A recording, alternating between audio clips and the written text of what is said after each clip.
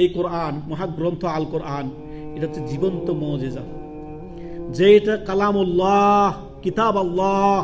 আল্লাহু আকবার। আল্লাহ তাআলা বলছেন ইন্না নাহনু নাযালনা যিকরা ওয়া ইন্না লাহু লাহাফিযুন। সুবহানাল্লাহ। এই কিতাবের হেফাজতের দায়িত্ব কার? স্বয়ং আল্লাহ রাব্বুল আলামিন এই আল কোরআনের হিফাজতের দায়িত্ব রব্বুল আলামিন নিয়েছেন। কে নিয়েছেন? আল্লাহ নিয়েছেন। আপনি টেনশন করিয়েন না।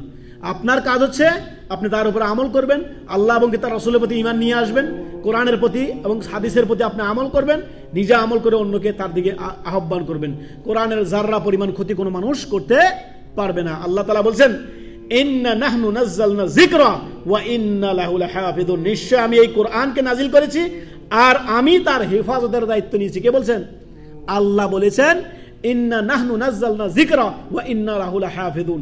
আমি এই কোরআনকে নাজিল করেছি, আমি এই কোরআনকে অবতীর্ণ করেছি এবং হিফাজতের সমস্ত দায়িত্ব আমি নিয়েছি।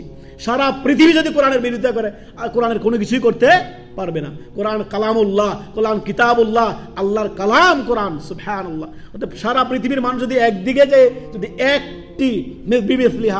একটি আয়াত কেউ তৈরি করতে পারবে না, এত সুরক্ষিত এই কোরআন। আল্লাহু আকবার। লাহ মাহফুজে কোথায়? কোরআনের বাড়ি কোথায়?